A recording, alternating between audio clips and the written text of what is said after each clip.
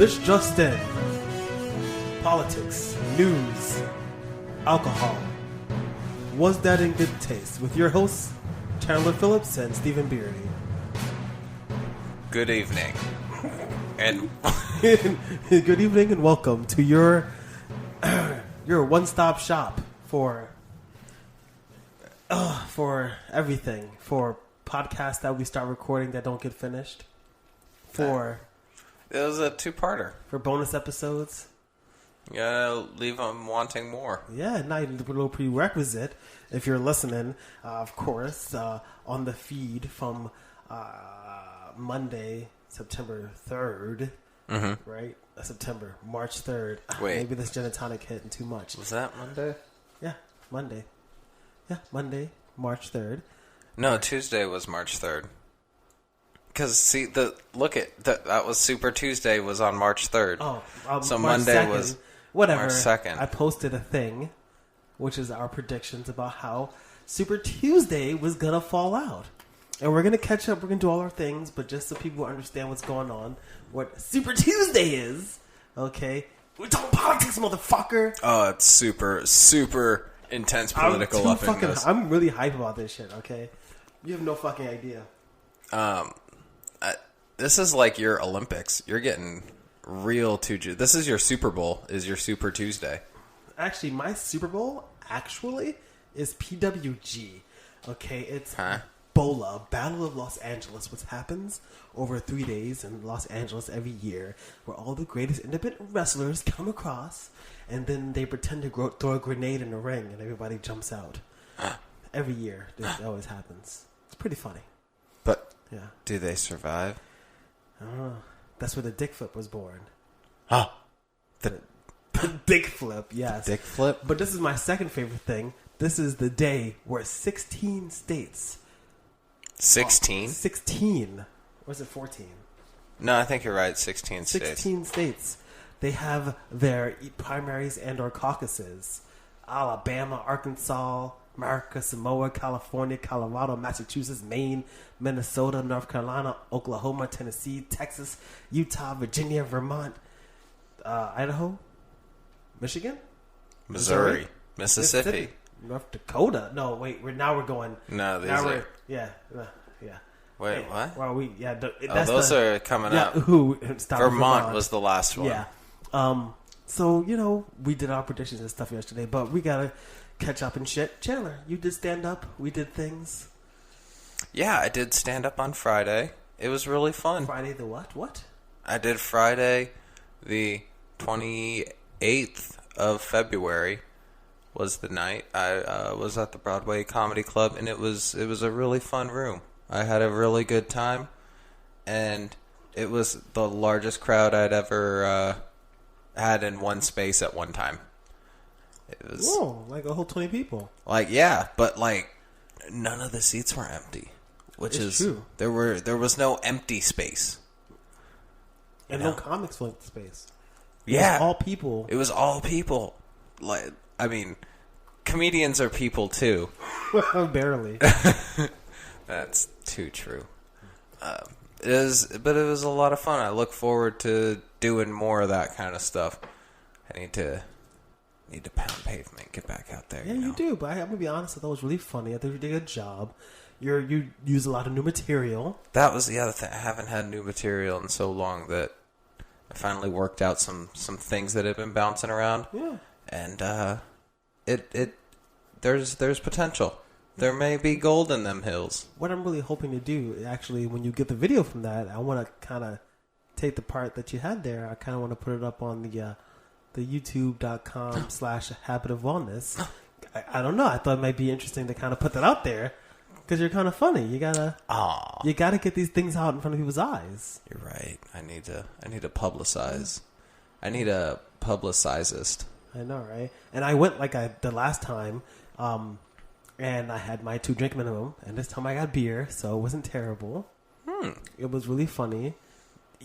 You were like the fourth Jew on stage. There were a lot of us. I'm not as much of a novelty here. It was like a whole 4% of the population. The Jews were in one room. Yeah. It's oh. I was gonna say something real bad, and then I thought it was loaded. No, that was loaded. Yeah. No. No, it was super good. The one guy who dropped a hard K like 4 times. It was good. It was so fucking funny. You love those kinds of jokes. I don't know. But you know what? The more time has passed, I have to watch it again when you get the video because I'm not completely sure. I didn't even know that had happened until after I had came back out. And they were like, hey, good stuff. Maybe lay off the Jewish material after someone, really kind of puts everyone on edge. And I didn't know that had happened. It was pretty good. No, I'm really glad. I'm hoping to see you back at the Broadway Comedy Club on their open mics on Mondays. Yes. As well as on their showcases on Fridays. But also at kind of want to 8 p.m. see you around the city and some other things. You kind of need to get on that. I need to get downtown. I want to get into the Village. Well, you need to because that's where all the funny people are. And since you're not there, you're not funny. Great segue. What? I know. I think this is funny because so we started this and stuff happened, so it didn't happen. So like the whole beginning, we did this already, So it's kind of like they're not supposed to know this is a take two. Man, I know breaking the, yeah. Also we're recording this on Tuesday. Oh boy, breaking the Fat Tuesday. Wow. Yeah. I did that joke already too. So, what are we drinking? Like yesterday, I feel like what were we drinking yesterday? Yesterday, I was drinking a Vineyard Julep with Barrel Bomb Red Blend wine. That was a long pause for it. And it had a little bit of simple syrup and a little bit of Taconic Distilleries from the Catskills. They have a double-barreled maple bourbon that was just delicious. And just a whole thing of ice and a little bit of splash of seltzer. And, yeah, that little concoction got me nice and juiced. Tonight I had some sort of question mark wine dropped off by a question mark person. It was not good. It was not good. So now you're just toasted. So now... The wine didn't really do the job, and so we went to the next best thing. Well, you did. Yeah. Me, I'm here drinking his ex-roommate's Bombay Sapphire. Ooh. They left like a lot of Bombay Sapphire. Really not that good, but I've never had it before. And it's free real estate. Yeah, so now I'm just drinking it. I got better gin to drink, so I'd rather not drink it. Yeah, that's why I wanted it, So yesterday I poured out some for some of my fallen homies, but the entire bit was kind of really just me pouring some out for Andrew Yang. Yeah. But I already poured some out, so I'm just going to sip some instead. That's true. Also just to say John Hickenlooper. Hickenlooper. Like I just listing all the people who have been in and out. Oh, Hickenlooper. Right. Look, you're drinking that water. Oh, yeah, man. That's pro. Hold on. Let me get that gin and tonic on deck. I feel so hydrated. Beautiful. So yesterday, on our bonus episode, or 3 days ago, because this is going to be on Friday. Yeah. Okay. Yeah. So we kind of wanted to see how this Super Tuesday was going to pan out. And of course, Texas and California are still going to be going up until probably next week. Yeah, they're going to be counting those for a while. But it's a good thing they didn't use that Iowa software, am I right? Oh, boy. Shadow Corp. Oh, boy. Look out. No, but really, folks, this election cycle. I'm hyped right now. Yeah. I'm back to hype. For a second, I was like got to get through the beginning, got to make it happen. But now, I'm back on the hype train. So, first of all, who did you think was going to come out ahead? I thought it was going to be real close between Bernie and Biden, and I thought Bloomberg would be pulling up third, and he'd be like the one splitting votes, if any. But I thought ultimately Bernie would be the leader he would come out ahead. And don't forget, though, it wasn't who he wanted to win. No, this is who. That's both who I wanted and who what I predicted realistically. I predicted that, and I'm probably right because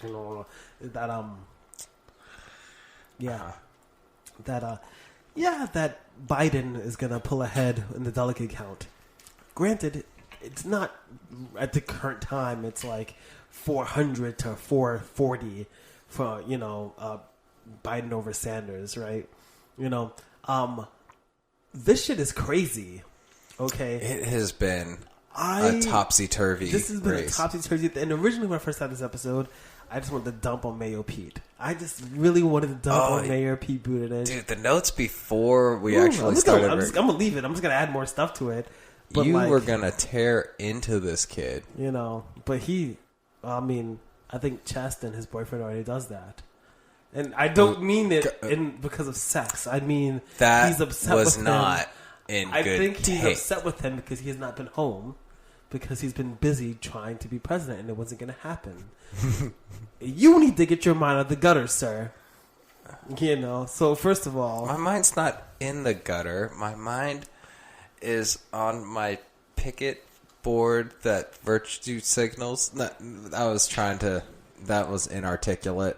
Yeah. Nothing new for you there. Why are you supporting Bernie? Because it's something different. Like, all right, if there's any a time for the perfect example of why universal medicine may be important, it might be in the face of a highly communicable disease that, though is treatable if caught early, has a tendency to be fatal in people with compromised immune systems. Did you hear this? Did you know about this? About the woman who got tested for coronavirus and they charged her $50,000? $50,000? And she was fucking I'm not detained. She was quarantined and lost her job. How's she supposed to pay for that $50,000? Wait. Pull herself up by her bootstraps. Was her insurance through her job, perhaps?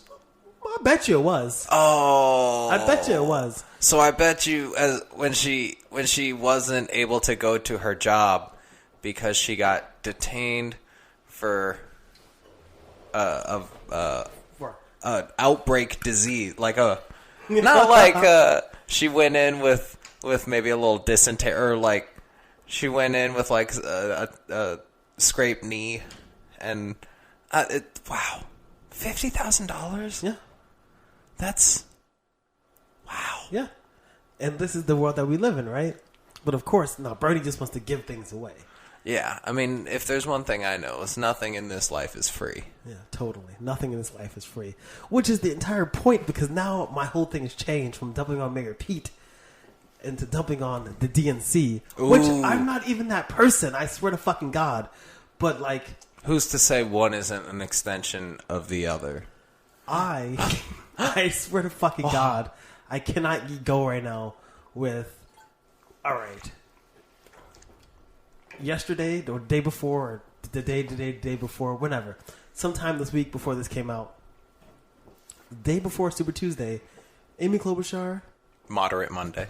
And Pete Buttigieg both dropped out and decided to support Joe Biden. Oh, yeah. And because of that, that's definitely pulled Biden ahead in the delegate count on Tuesday. Now, I'm not trying to say nothing. But, there's two types of Democrats. The good kind and, the other kind. Because... The shady kind? So what was the thing you were telling me? The two types of people who are scared of Bernie? Oh, I like this one. I came up with this one like totally on the fly in a debate, and I totally like jerked myself off with just how great I thought it was at the time. At the time. At the time. Now that I'm going to repeat it, I'm going to be like, oh, that's not nearly as satisfying. Anyway, there's two types of people who are scared of Bernie. on the Democrat side or otherwise. There's the type that's like Pharisees scared, and then there's Romans scared. And what I mean by that is there's people who are concerned he's going around and he's not the one who's going to beat Trump, and he's not going to do it, and he's a false prophet in that sense. And then there's Roman scared, which is scared that he is, and they don't want a Bernie regime. They fear a Bernie regime, and that kind of scared. I understand, but I think it's. But why? Like, why are they scared of a Bernie regime? Because it's different. Because I think the argument that you hear a lot on, Jake Tapper. What's his name from MSNBC, who's been there for like 40 years, who just resigned because he was so heavily against Bernie that people wrote in and complained so much to MSNBC that he actually ended up resigning, right? I don't know. Because the thing is, people call it MSDNC. Ooh. And here's the thing is that the establishment hates Bernie, right? Yeah. But, like, here's the thing. If he is the chosen one, what is going to happen? Oh. Well, he's going to raise hell and praise Dale. Well, he's going to... What is he going to do? Oh, I know. He's going to take all the moderates. He's going to throw them against the wall. He's going to frisk them. He's gonna shoot them. He's going to take their money. Well, he's not going to take their money. He's going to take their sense of security by taking their insurance away. In other words, he's taking away their tether to their job. That's what I don't understand about why people are so scared about losing. That's the main argument I hear is people are scared about losing their current insurance coverage. And so many people's insurance is tied to their jobs. And that seems so fucking ass backwards to job mobility. Let's be real. Do you have insurance through your job? I do not. I used to, but it wasn't good. But I tell you something. 46% of people, and I'm pulling the number on my ass, okay? But it's around that. It's less than half of Americans. Are you going to cite your sources? No. It's less than half of Americans, but not more than half.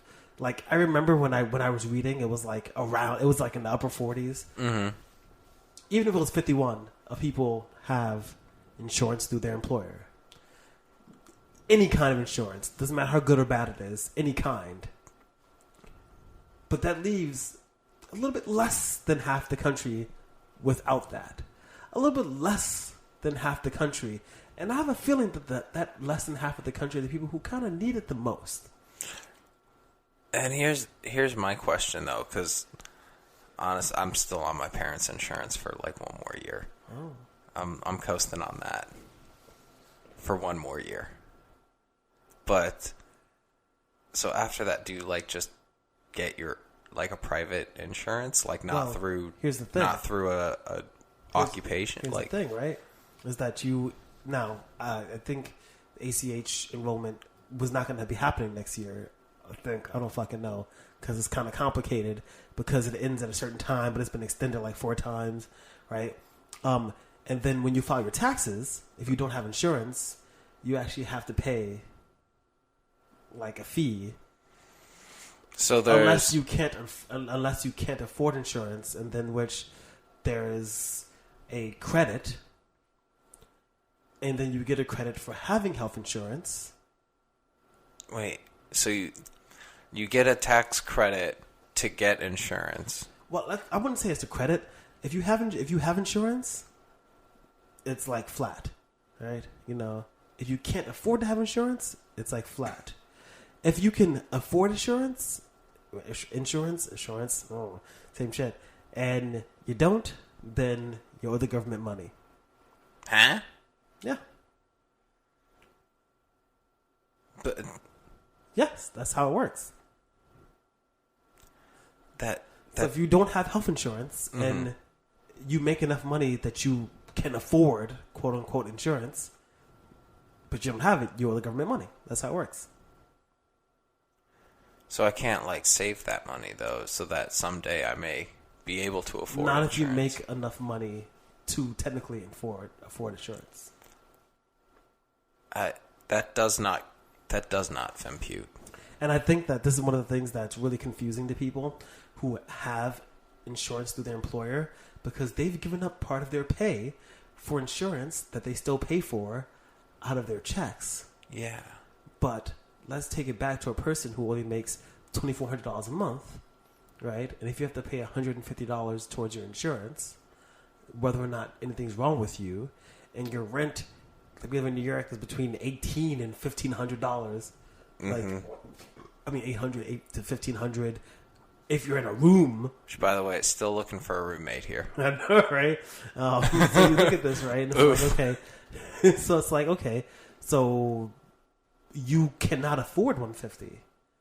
Yeah. You make $2,500 a month, but you have to pay utilities, transportation, food. You cannot afford basic health care. But why are they afraid of that? What does giving people health care, what is it going to do to them? It might. Why? It Seriously. might enfranchise the I don't know. people. Hold on. Because that's so. You can't be like. That's you can't be like communist. You can't just be like, oh, the Republicans. Why is the Democratic establishment in particular? Why are they telling candidates to drop out and support Biden?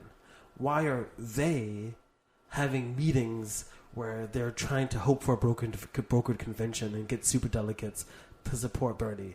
Why? Well, you're asking these questions, but you're the one who's throwing the conspiracy flag. So you're the one with the burden of. I'm not throwing conspiracy flag. This was You're right. You're not throwing the conspiracy. This was reported by the New York Times, by the Washington Post. You're throwing the fuckery flag. There's some fuckery afoot. It's fuckery. By the way, it's not illegal. No, it's not illegal. It's politicking. It's politicking. But why? With an agenda, and we're trying to figure out what's the motive behind the agenda. I have to sneeze. That's good. We need a cough button. What is it that makes Bernie so fucking terrifying? We saw on CBS the polls the exit polls are like the Bernie supporters, the highest, which is split across 8 candidates. Bernie 49%, 18 to 44, right? Mm-hmm. Then the higher demographic, which I can't remember because fuck them, they're old. I'm kidding. They had the highest support for Biden, right? Why? I don't understand. Tell me why. Why do black people like Biden so much? I'm black. I don't get it. Am I too young? Why the fuck do black people like Biden? I do not fucking understand. I don't understand that shit at all. How the fuck did Biden win South Carolina and North Carolina? I don't fucking understand. Why? Well, how the fuck did he win Tennessee? You can how tell. did he win Arkansas? First of all, Biden's a man who knows barbecue, and Arkansas that's how. Is mad racist. Huh? There's lots of black people in Arkansas, but they're kind of put into small communities. Arkansas has a racism issue. I'm just saying. I'm not trying to say Biden's racist, but I'm just saying correlation right there. There's racist people in Arkansas. Biden won Arkansas. Biden's racist. He also won Alabama. Yeah. And he also won Minnesota. Oh. How? How? Oh, because Klobuchar dropped out. But she was on the ballot.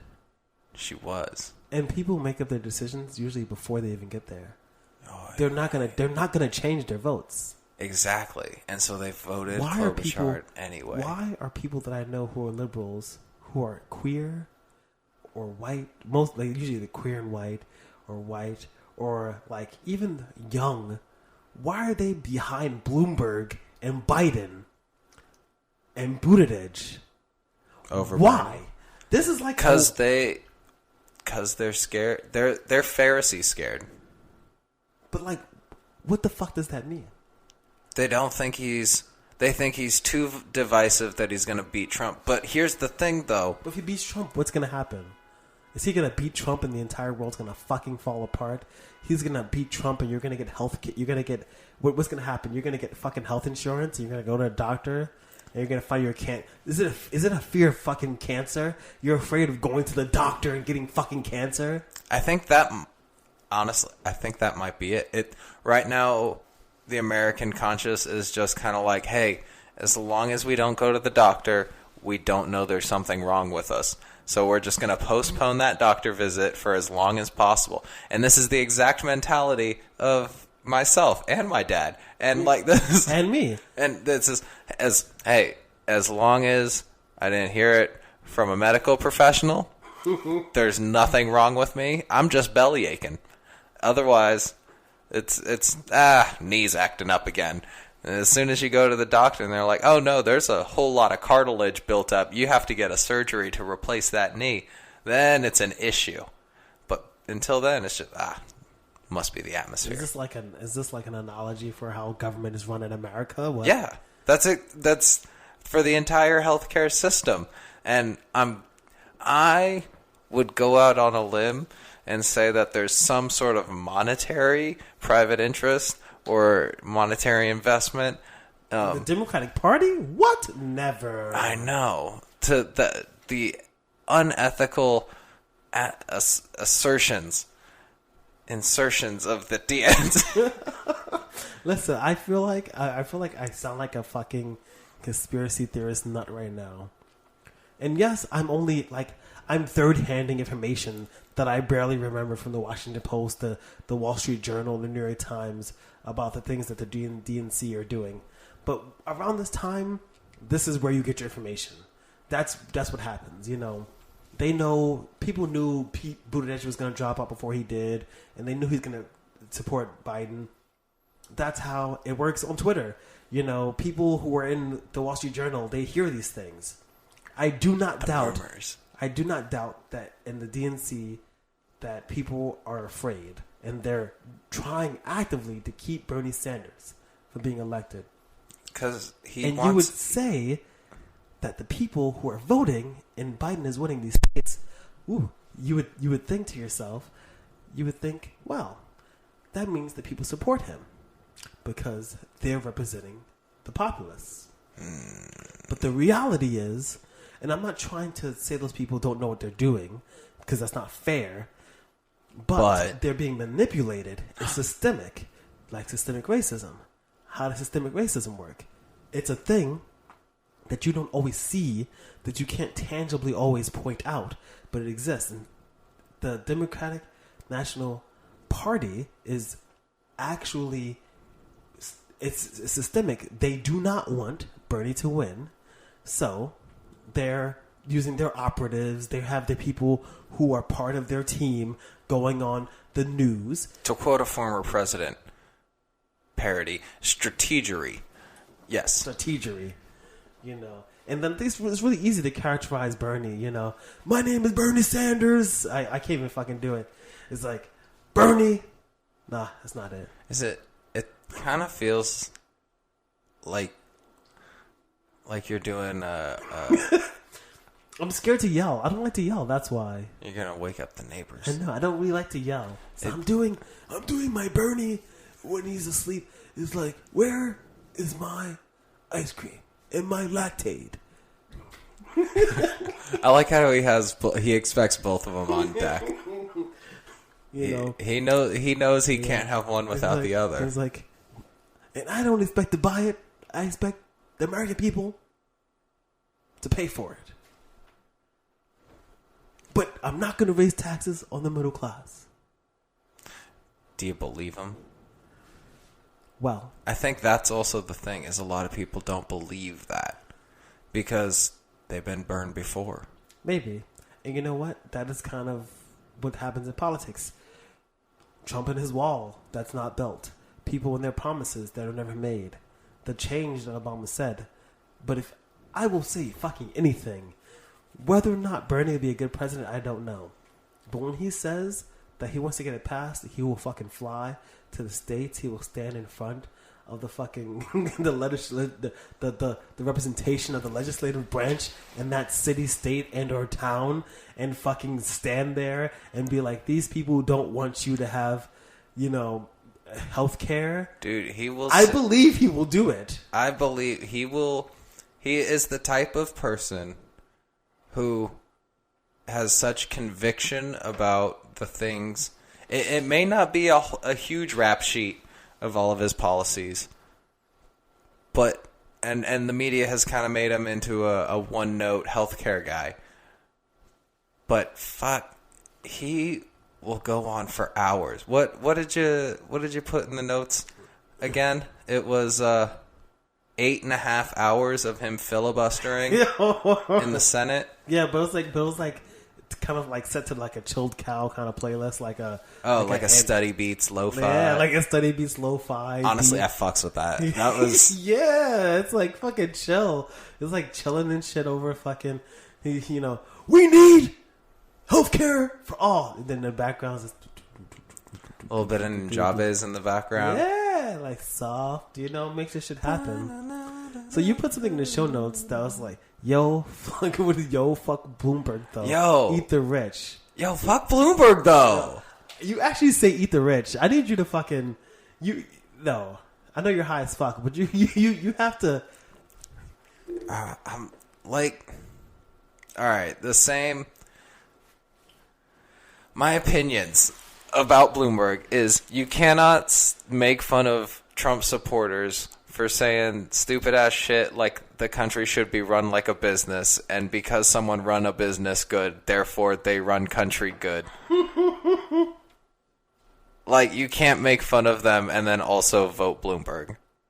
Because they're like, and people will say like, oh, but he was what, governor? Something just fucking. He was the mayor. You're not from New York. No, he was the mayor.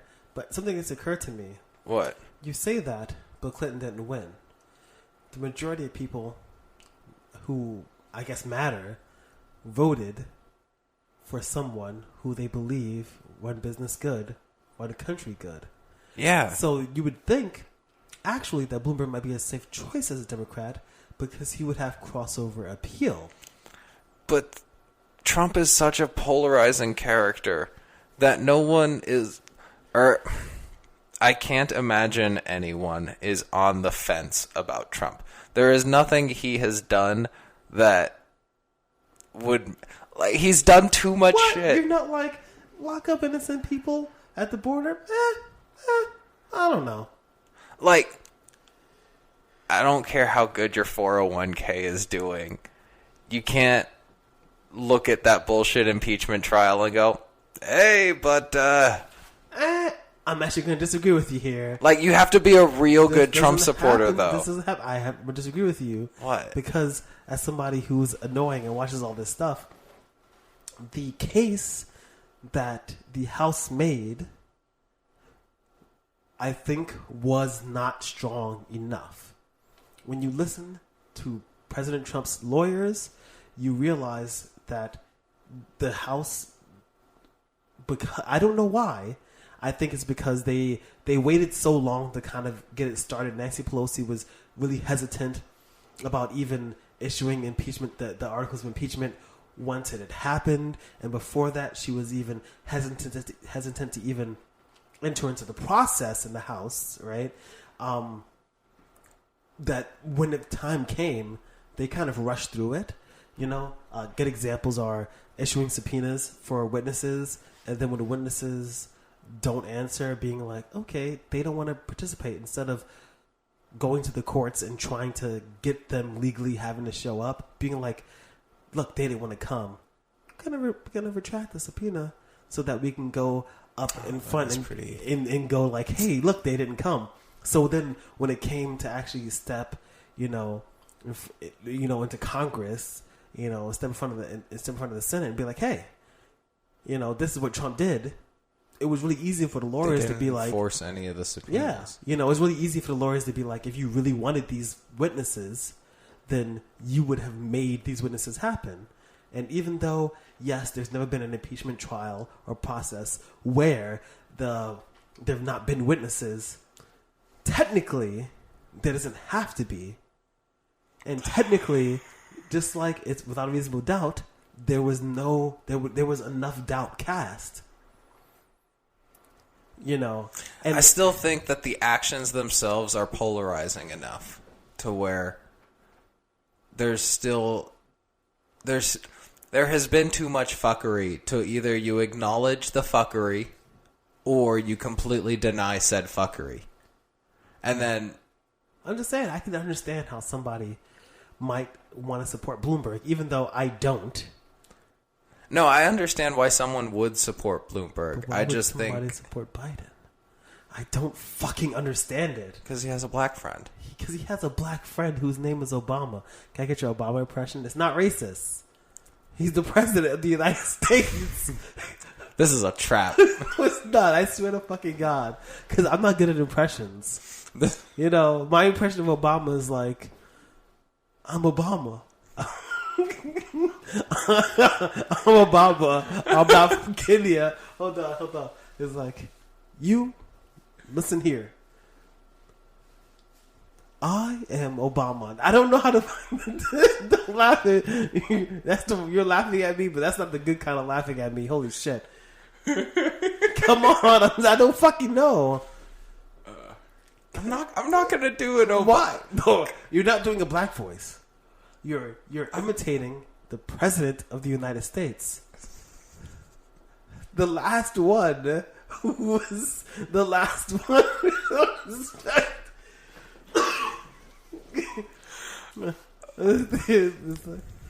Now you listen here. I can't do it. You can't. I You can't can't do do it. accents. I'm not a good. at all. I could if I practice a little bit. I guess maybe out of a practice. I don't want to though. It's like hard. I honestly don't think I can do an Obama. That's just. Come on, you know you have an Obama. Now let's be clear. His hold on. His Your cadence- entire cadence is off. Hold on. I'm trying to get his cadence because his cadence, because he doesn't say or ah. He's like, I'm Obama, and I got it wrong. I got it wrong. It's like The key to doing any impression is to start off by saying "I'm" and then the person's name. No. Like it's like for example, right? Obama speaking is like, for example, if he goes to McDonald's, right? He's like, "Can I have a number one with some fries?" Because the things that he knows, he says them. Is that Obama or Bill Shatner? No. Because listen, Obama doesn't say or he doesn't make those sounds. So what he does Yes, is he does. No, he doesn't. Oh. I know that for a fact. Obama does this. He'll be like, "Can I have a number one with some fries?" Oh, that's true. He does draw it out a little bit. Yes. All right. So, dude. You're the comedian. All right, I'm gonna do Jordan Peele's Obama. Yeah. Yes, that's of course. Like that. That's the base or the comedian on par for best Obama. My fellow Americans.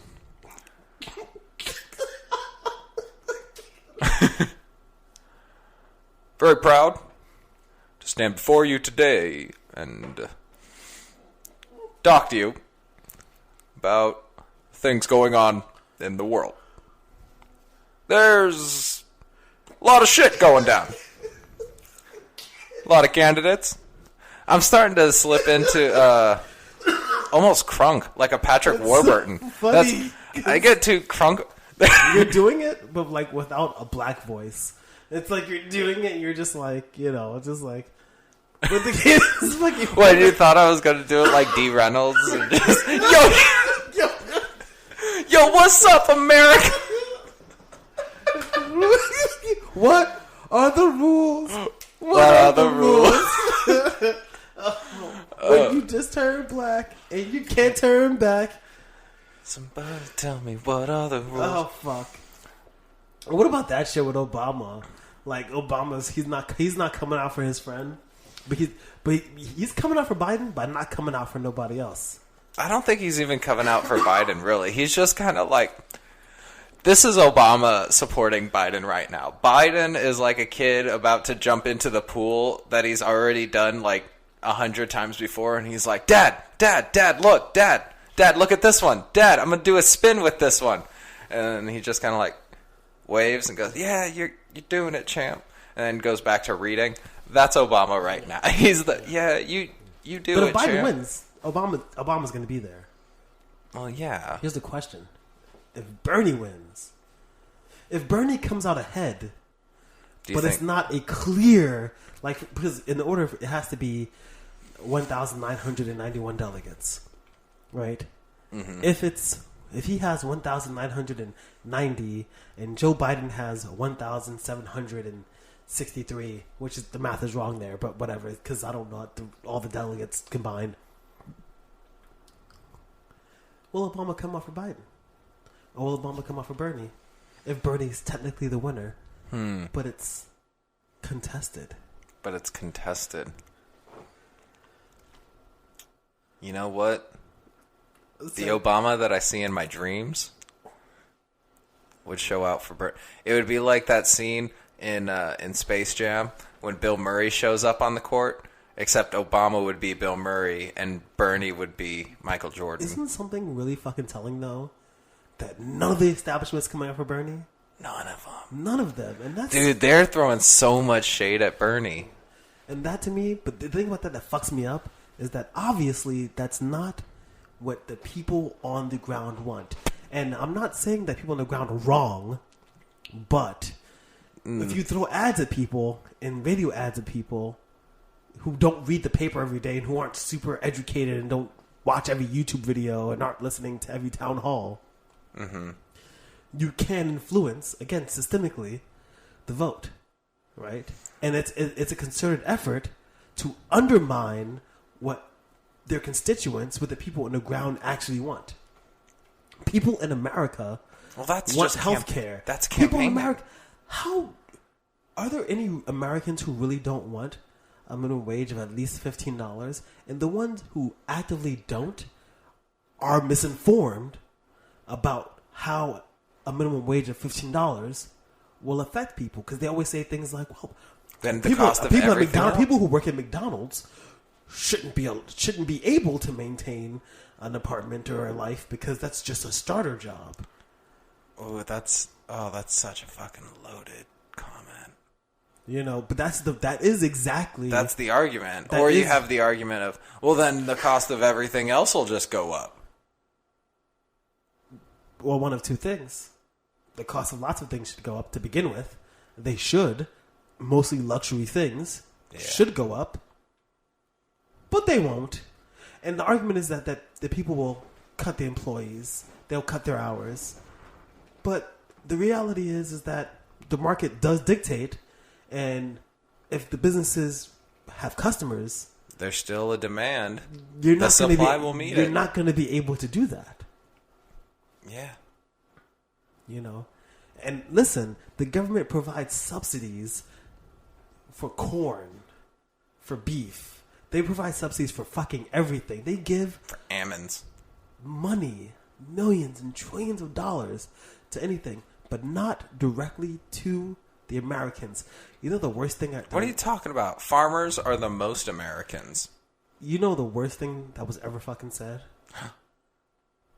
Are you going to say? Oh, go ahead. What your country can do for you is what you could do for your country. Or your government, whatever the fuck. No, you got it right. Now, yeah. The reality is that the government only fucking exists for the people. Yeah. Only for the people and no more else. We have to do shit for the fucking government. Simmer down there, Karl Marx. Engels. Take a chill pill. I'm just saying, you know, when the operation of the machine becomes so odious, makes you so sick at heart that you can't take part. You can't even passively take part. So you take your bodies, you throw them down upon the gears, and upon the levers, and upon all the apparatus. Okay, anyway. Get this Durkheim of fucking puppers. I'm just saying that, like, you know, the government exists for us. You know? Yeah. We don't give the government taxes for fun. It's kind of like the cost of doing business, so that we don't just still run around killing each other. Yes, we give the government money. It's basic. It's I like to use what I think it's Thomas Hobbes. I forget who did the social contract, but basically that's the social contract. Is it takes a lot of work and effort for society to function, and for all of us, semi-animalistic beings, but semi-conscious. In order for us to, work cohesively, you kind of have to pay in a little bit, and you have to agree to certain rules and conditions in public, and then there's other rules and conditions, and, you find other shit, but it all costs a little bit, and that's just what taxes are. It costs us, but here's the thing. We're not paying into a system that does things less independent of us. It's like you're paying into yourself. It's That's supposed the to idea. represent me. In theory, yes. Right. It's supposed to represent everyone, which is difficult, but that's why we have local government. Mm-hmm. Right? That's why we have 3 branches of government. Right? Wait, you mean there's supposed to be 3 different branches that aren't just controlled and consolidated into one political party? No. Wait a minute. Oh boy. You're meaning to tell me that every time there's an election, I'm not supposed to root for my political party to consolidate power over all 3 branches of government at one time? No. Especially considering the fact that the majority of the time people are voting against their own fucking interests. And this is not an argument for Bernie Sanders. People do not have to like Bernie Sanders. They do not have to like his politics. But arguing for Bernie Sanders because it's like, well, shit, it sucks. So let's go back to where it was like still shitty, but like not okay, is not really how our government is supposed to work for us. Hey, anyone but Trump, though. Except Bernie, right? Except Bernie, of course. Anyone but Trump. And that's the part that kills me, is that I don't think Biden can fucking beat Trump. I don't. And but I don't come really on. give it. You know what? And I'm not with gonna those say, killer veneers. I know, right? I gotta tell you, I noticed that. I was like, yo. Fake ass Like, teeth. those fake ass teeth. I fucking noticed this. Bernie too, though. It's okay. People were all like, "Oh, look at Bloomberg clap back at Trump on Twitter," and like, Which was, I'm not gonna lie, it's pretty funny though. it was funny. But what was the same shit those people were saying when Trump was doing Twitter shit during his camp? They were like, "Man, we don't need a president who wastes his time on the Twitters." But don't fuck. Fuck. Oh, go off! Fuck Bloomberg though. Like he's people. All right, I get into the argument that he has political experience and he has philanthropic experience, and that his NDAs weren't that bad. Oh boy, can I say something? And it's not a fucking joke. And I say this every fucking time. And I say this to our coworker that we talk about this all the time. And there's 2 things. One is that under stop and frisk, I was arrested 3 times. I was locked up 3 times for at least 2 days each time. When I was in there, when I got out, you know what happened? The lawyer told me, I was like, hey, I'm not guilty. I was crossing the street during a green light. Jaywalking is unenforced. Mm-hmm. If you go to court, they're not going to fucking put you to jail or fine you for jaywalking if you go to court.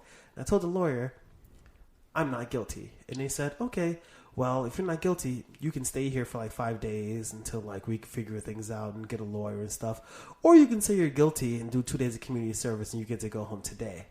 Right? But doesn't that go on your permanent record? Well, that happened to me 3 times under Bloomberg. And also, one time in my neighborhood, I was going to the store, and his driver almost hit me with a fucking car. Like his actual... And they didn't, when they got the car, they didn't even fucking apologize to me. So fuck Bloomberg. I didn't even need that experience to say fuck Bloomberg. Like, and as a Jew, I'd rather have the narrative of, Jews are socialists and communists be put forward over the Jews run the media and the government and that one. Like that, I prefer, if they're gonna go with any anti-Semitic trope. But socialism is evil. Socialism and communism, one, are the same exact thing. They're not different. Also, two, I don't know if you know this, but Sanders is an actual, literal socialist. He's a socialist. He's an actual, literal, actual, non-fiction socialist. That's what Bernie is. He's a socialist. I don't know if you know this. Just saying. Just saying it a bunch of times over and over and over again doesn't necessarily enforce your point, but at the same time, I can't dispute it, so... He's a socialist. So fuck you. Is he also, though? By the way, I was talking to this lovely woman who was a campaign person from someplace. I'm not going to say anything else because it's going to associate them in case, even though nobody's ever going to fucking hear this other than the 24 people who listen, which, by the way, has been growing. Thank you, folks, very much. Thank you. We appreciate each and every one of you. But here's the thing, right, is that one thing she said, she was like, oh, how could we let Bernie run as a Democrat? He should have run as an independent. And my response was, well, fuck you, because you can't run as an independent, because literally you will not get any respect. You will not get nobody is going to acknowledge you. Are we only supposed to so only the two parties supposed to matter? Nothing else supposed to matter? And when somebody's like, well, my politics are kind of here, so this time I'm going to register and this time I'm going to run. And also the argument that, her argument against Andrew Yang, and was like, oh, well, like Andrew Yang. She's like, oh, Andrew. I like Andrew Yang. Andrew Yang is great. He seems really cool and amazing. He should be mayor of New York, but not president. And it's like, wow, you're sucking Andrew Yang's fucking dick, but you're just like, well, I don't think anybody should be able to run for fucking president. It's like, you know what? You know what she fucking said? She said that we need to make sure we have standards. She said that we need to make sure that we actually have a level. And what I said is that that's not how it's supposed to work. And there's a reason for that, because that's how you get an oligarchy. That's literally how you create an oligarchy, by creating an elitist class? An elitist class that can only run for fucking president. Mm-hmm. It's like, oh, you only have to have political experience. You only have to have a certain amount of money, which is not fucking true. You should not have to have those things. What's the age one, too? Is it 36? Yeah. The thing is... Fuck it. Get a 12-year-old in the office. I guess I could see why you want one, a 12-year-old or like a 22-year-old. I think the age is kind of young enough that, by 36, if you want to be president and you have a lot of business acumen and stuff, it's kind of a good age to do it, But also, if you don't, you can still run for president, which is the entire point. You don't have to. The age one is less arbitrary than being you have to have a certain amount of money, or a certain amount of class status or experience. I want to put a stipulation on running for office. I think each candidate and each campaign should have a champion. They should have a fighter or something. And a second. Yeah. That they have their political agenda, and then they have their battle guy. I don't know. The Coliseum. And the Coliseum. And their champion. That's exactly it'd just be their champion. And every time they do contested convention, Bernie Sanders, his second. The representative of the Sanders camp versus the representative of the Biden camp. The socialist domineering Dynamo Dijack. And then he comes out and shit, and then he fucking slays Warrens, and then they get the delegates. Yeah. Ooh! Every time you fucking drop out from a fucking race, your champion fights their champion. Ooh. Right? For a consolation. Yeah. I think it would boost political engagement, and I think it'd create just a little bit of buffer for when people get too invested in their political person that they start overlooking the actual policies. You have to be part of a team. You have to be part of a team, and at least that point you can have a political discussion talking about look, I don't think Bernie or I don't think Klobuchar, pour some out, whatever. But at the end of the day, so that you don't get too personally offended when someone questions your political views, you could just chalk it up to, well, at least my champion beat your guys. We still got the belt. until the next debate, and it would give people more closure, and it would make it more viewable. People would be way more engaged. I'm already more excited. I'm stoked about it. We already have the stats, right? Right? We're already sitting here like, yeah, fuck yeah. Fuck. We're watching the ticker as it comes in. Or just imagine, like, if you timed sports with election coverage and just kept the lower third going. God, can you imagine this right now? Right? Okay, so it's the 49ers versus the Chiefs, right? It's the third quarter, right? And it's like, bam. It's like the Chiefs are ahead 7. They're ahead 7 points, right? But then the ticker comes in. Biden, he gets 3 more delegates. That allows the 49ers to get a penalty kick. Just because. They just, this is a rule. It's a wild card. It's just a wild card. The fucking delegates go up and down. They start getting, it's like, oh boy, you get to, one offensive lineman gets gone. Oh, you get to look at the replay another time. Like, fuck it. You just get you have to sub in your water boy for that guy. Yeah, you just fucking make it fucking happen. Make it nasty. I think, because it's such a fucking sport. And the thing is that, like, one of the problems people have is that there's too much of a team. And like Penn Jillette says, I don't know if people know this, but I like Penn Jillette. Okay. Did you hear my eyes roll? But the team thing sucks. It's either me or us, And the reality is that, like, it really is only ever us. There are really no fucking teams. There really aren't. There's no teams. There are no teams. We're all on the same team. We are all on the same fucking team. But we're also all on our own team. But we are. Yeah, man. It's so fucking We're deep. both bears and bees at the same time, man. I'm just fucking saying that the teams sometimes are arbitrary. And because we're so attached to our teams, we're not actually thinking about the other people. They're not people. They're opposition. Yeah. But the reality is that people in Minnesota who voted for Trump are not my fucking enemy. And not everyone who voted for Trump is a massive racist. You call me the N-word, then yes, you're my enemy. But not everybody who voted for Trump is like that. We have different values sometimes. We have different experiences. We have different concerns. And I'm pretty sure you're still friends with a lot of the people who may or may not have called you the N-word. I mean, sometimes. No, but you really have to be considerate and you have to be empathetic. And there's a lack of empathy because it's teams. Mm-hmm. But there are no teams. It's really easy to dehumanize when it's It really is, especially when, and if there are teams, it's not Trump voters versus, Hillary voters. It's really them all versus the fucking elite who have millions and millions and billions of dollars, who they're still people and they still have concerns, but their money in our society puts them and have different advantages than us, and they're allowed to have health care that we don't have and food that we don't have. So that kind of does separate us. It is amazing how they can spend like millions and millions and billions Bloomberg of dollars. spent $500 billion plus on his campaign. That is not a dent. It's fucking pennies. 500 million? Yes. Okay. I thought you said billion. I'm like, wait, what? It's not even a dent.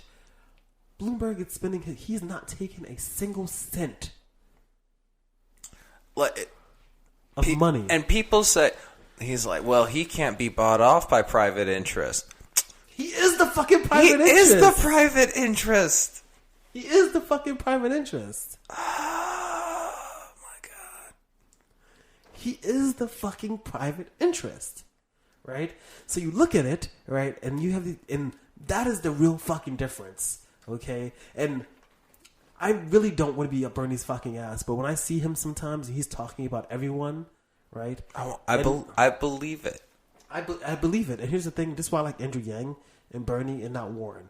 Warren is like, I'm willing to give everybody student loan forgiveness as long as they make below a certain amount. Right? I'm willing to give people universal health care as long as they make under a certain amount. Even if that amount is astronomical, that is true division. That is true division. It's classist. That's a real classist policy. It makes it de-incentivizes. It creates a stigma. It creates a stigma, and it makes upward mobility that much more difficult because then the higher you climb, the less of a security you have. One of the issues that Andrew Yang always had is they always ask him, like, why would you give it to everyone, even Bloomberg? Not really understanding, one, if you're creating a VAT tax to help pay for this, people who have billions of dollars buy more luxury goods, and they contribute more via the VAT. So they're not really getting $1,000. They're spending probably $15,000 more. They're getting more of a rebate than anything. They're getting kind of like a rebate. You know, one of the arguments people always had against him was like, why everyone? Why not cut it off? And the main key is because people always talk about people being stuck in food stamps and being stuck in SSI and SSD. But the reality is that if you're on SSI, you cannot work more than 14 hours or they start reducing. You cannot be more than part-time. Like, it seems weird that they would make it the higher you climb, the smaller your safety net gets. So the higher you climb, so if you want to work, my friend Miguel, he has chronic seizures. He's been having seizures since high school. Chronic seizures. It's a dope strain, dude. I feel that. I remember we actually were up in the Bronx. We were having like a little gathering.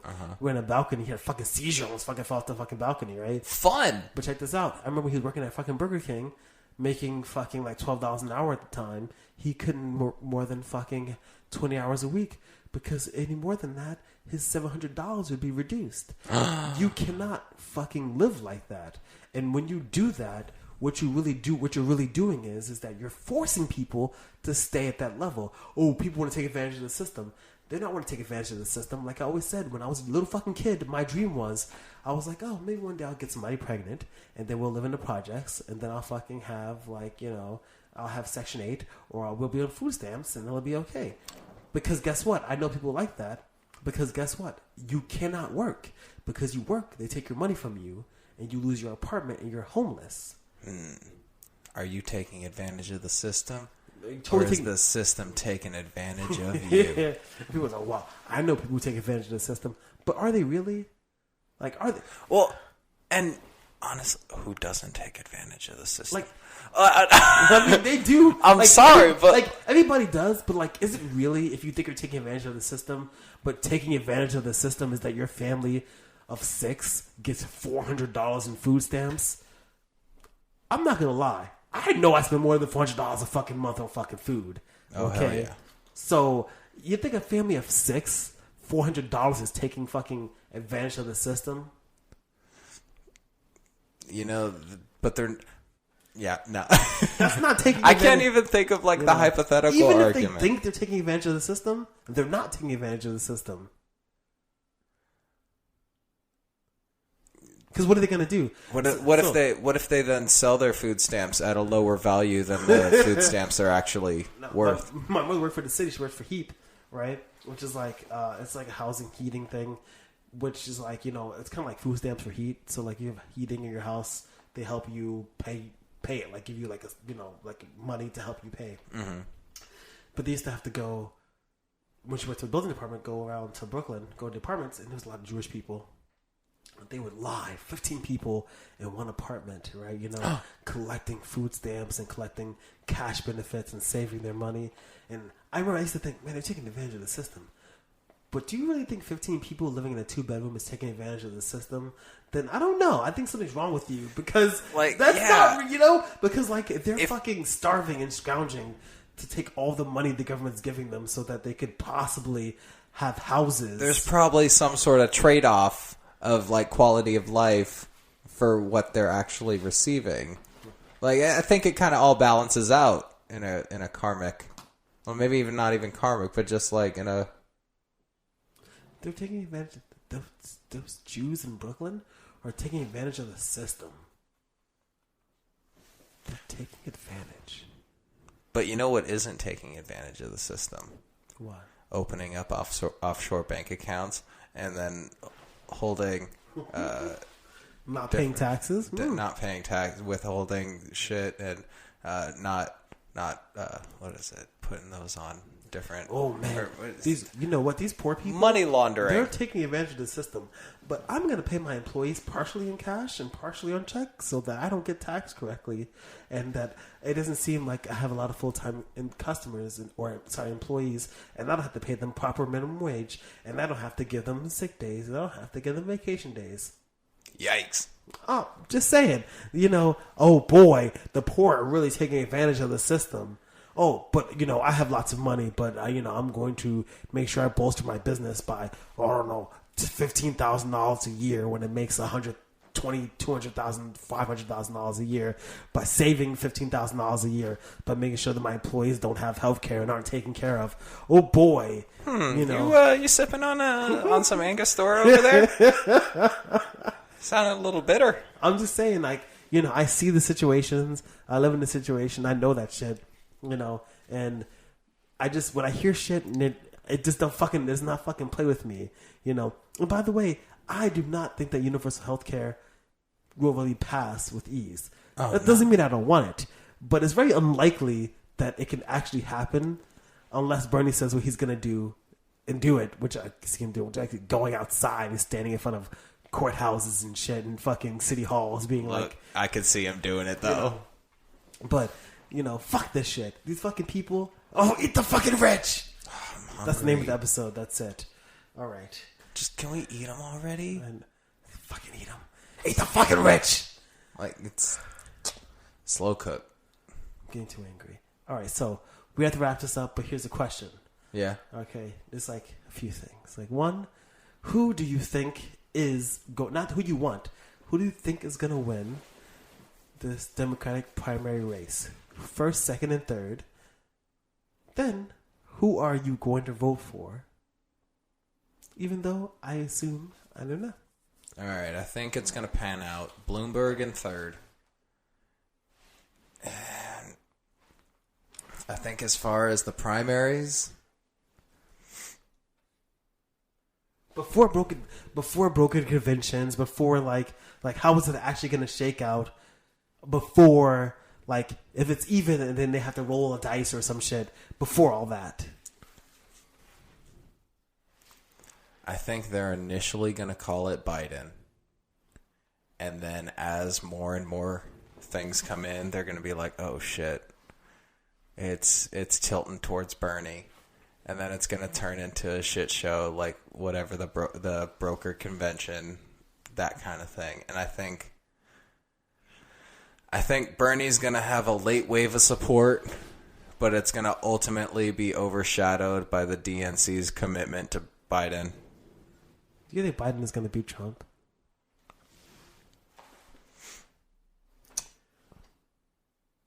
That's the question on everyone's mind. But also, what if he doesn't? This is all right. I do a wrap up, but I'm not trying to say.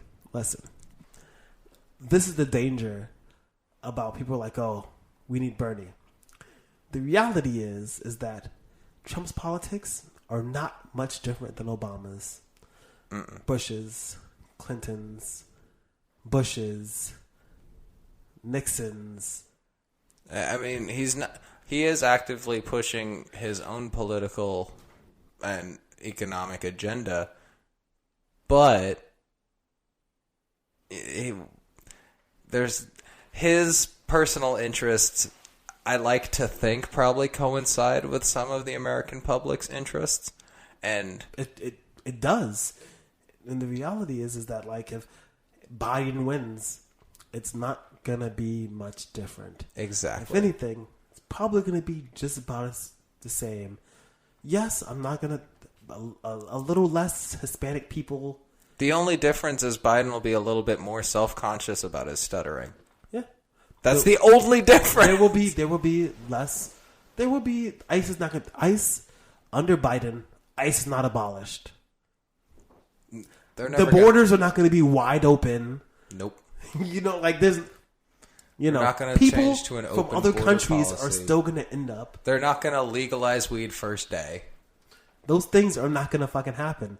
it's going to be the same as it is now, probably for 4 years. And then maybe slightly better for the next 4 if he gets reelected. The only difference, like I said, is Biden is just a little bit more self-conscious about his stuttering. Yeah. He's maybe a better look on a global stage. Yeah, which can be important. But it's not a real change. No. I think, actually... What is his slogan, by the way? I don't know. What is Bernie's? Bernie's is, I'm pretty sure, healthcare for all. No, but like Obama's was change. Or yes, we can. And yes, we can. And hope. And hope. Hope and change were his single word. Hold on. Who else is... Hillary's Yang's was like forward together. Yes. Yang's was not left, not right, but forward. Right. What are Biden and Bernie's? I don't know. I'm pretty sure Bernie's is just healthcare for... I don't know. No. He has one. He has one? I just don't know what it is. Biden's... That's what the Google's for. Biden's is remember my black friend. It's like, I have a black friend. Or I had a black friend. Oh, I remember now. Was that your last question? Not me. Us.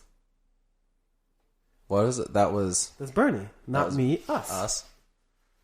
That's pretty. That's kind of dope, actually. I kind of like that. Yeah. What is Biden's? Oh, his page is actually like blocking me. Our best days still lie ahead. Wait, what? No, that's not Biden's. That's what it says. Like when you go on Bernie's, it says not me, us, right there in the front. Biden says our best days still lie ahead. That's what you say about like a retired service dog that's like a golden retriever. This is Joe Biden's story. Champ, when you get knocked down, you get back up. That's what it says in quotations mark. Champ, when you get knocked down, you get knocked back up. How the fuck is he winning? Oh man! Jeez. Oh, look at the 2 black people in his merch pictures. Oh, come on. They're pretty light skinned. Oh, I can't even with this shit. I think actually, you're going to be surprised by this. Because I know that for Super Tuesday, I said Biden was going to come out ahead, which I think technically I was correct. But I might be wrong because when Texas and California come through, it'll be interesting. So I technically it's still up in the air. But at the end of this entire process, I actually think, because I think that Bernie's going to get Texas and California, I think Bernie is going to come into the convention with a solid foot, and they're going to fight him hard, and I think they're not going to win. You think he's gonna upset? I think it's not an upset. They're trying to cause an upset. And he's going to power through? He's going to power through. I really believe it. Even though going into Super Tuesday, I immediately knew that he was going to have a hard time. Yeah. It's not the end of the world. He is going to make it through the convention, not unscathed, but he's going to make it. It'll be a gauntlet. But that right there, and then watch. They're going to put up a lot of tough defense on him. Eat fucking crow. Everybody's going to have to eat fucking crow in the Democratic Party when he comes through. Maybe just short of the. Is that what the kids are calling it now? I know, right? I mean, I've done that, but that was a long time ago. Just short of the 1,991 delegates that he needs. Even if he's just under, he's gonna fucking make it. And what's gonna happen is that when everybody has to eat fucking crow, just like Trump, just like people were like, you see the DNC and CNN and MSNBC, they're trying to discourage, they're trying to like make Bernie seem like Trump, like, your people are really motivated just like Trump's was. And it seems like your platform seems to be really like Trump's, right? They're trying to do that to him. Wait, how? You've not seen that? Because Trump's people, his base was really motivated. So the similarities being, hey, you guys have a very motivated base that threatens electability, but And what's going to happen is the same. Because remember, Trump, they shot on him so hard. Yeah. He came through, they had to rally behind him. When they do that shit to Bernie, they're going to rally behind him, and it's going to be fucking hilarious. Legendary. Legend. Wait for it. Wait for it. Dairy. You know. So I think that's going to happen. That's it. That's the next step. I don't know who's going to win it because we don't. If it comes down to Bernie and Biden, who do you think Obama's going to endorse? If it's close, if it remains how it is and it gets close, Obama's going to wait until after convention to whoever the nominee actually is. To endorse. If Biden pulls ahead with a strong lead, but it's not a lot, I think he'll stay quiet. If it's like a lead that's not super strong, but if it's a winning lead, Obama will come out for him. If Bernie has a strong lead, real strong lead, Obama's not gonna come out for him, but he will support him after if he's the nominee. Okay. Which I think is completely reasonable. Last question. Super last one. The last delegates, because as we saw from Super Tuesday, Biden, Bernie, they're the main ones. How do you think Warren and Bloomberg are gonna go out? So if it gets to a contested convention, and these candidates are going to be reassigning their delegates, Warren, even though she's kind of been an asshole a little bit towards Bernie, I think that she's going to back Bernie because not backing Bernie will do so much harm to her. Period. Warren is going to support Bernie when she drops out, which, by the way, I'll put money on it that by the time this airs, she will have dropped out. Fuck, I'm surprised she's not dropping out right now, bud. She will by Friday when this episode comes out, or Saturday, but within those days, she's going to drop out. That's it. That's You're calling it? I have to. Do you think Bloomberg's going to drop out by then? He's not gonna, because he's gonna pull like second place in like California, because California, all the delegates in California and all the places that matter are gonna go to Bernie. But the places that matter a little bit less are gonna go to Bloomberg. You're just seeing a strong performance out of Bloomberg in California. You're going to see a strong third-place performance out of Bloomberg in Texas. And in some of those states that are red, they want to flip blue, you're going to see, because even the people who are registered Democrats in those states lean more red compared to places like, San Francisco and stuff like that. Yeah, So what you're going to see is you're going to see a strong showing up for Bloomberg. Klobuchar, of course, obviously was already done, because she dropped out. But like her poor performance in her own fucking state, even after she dropped out, is ridiculous. Because if Bernie dropped out, Vermont would still be Bernie, Yeah. So that looks really weak. You're gonna see a strong performance from Bloomberg, probably actually in New York, but he's not gonna win New York because of how New York is. New York State is kind of red. New York is self-loathing enough. New York State is red. But we're blue state. That's how New York falls. Right. You know what I mean? It's a very red state. I mean, that's California, except when it comes to like social. Which is why Bloomberg's going to have such a strong showing. Yeah. So Bloomberg's going to stay in second place, but if there's no path forward for him, he may drop out because he is spending his own money. He's not spending anybody else's money, and even though he could do this campaign 15 times over and still have billions of dollars left over, you still don't want to spend $2 billion on a campaign to only get third place in 2 places, fifth place in 5 places. You don't want to do that. Yeah. You really don't want to do that. Well, so how much longer do you give him? Just until New York's primary? Well, I feel like the thing is that like after this, if he doesn't drop out, I don't know, because his performance here was better than you would think. But he even said this himself. he recently said in the New York Times in an interview that his only chance of winning is if there's a broker convention, right? So his plan, which I think is actually not bad, is a good plan, is to stick around, split votes, make a strong showing, and then when neither Bernie or Biden have enough delegates going into the convention, his broker convention, really making his case there, because he will have more support there than Biden. At a brokered convention? Yes, because he is not... I mean, sorry, Biden... I know he's speech impediment or whatever, but it seems like he's having an issue with the cognitive decline and things like that. And like, you know, he's strong with black voters. Wearing off. He's strong with black voters, but like, you know, is he really going to pull it through against Trump, right? So Bloomberg has a real chance. So Bloomberg, with all his money, he's probably not going to drop out. There's no real reason for him to drop out. And he has the resources to keep going as he long has the as resources. it's convenient for him. Yes. You know, so that's not really a problem. You know. Mm-hmm. You know.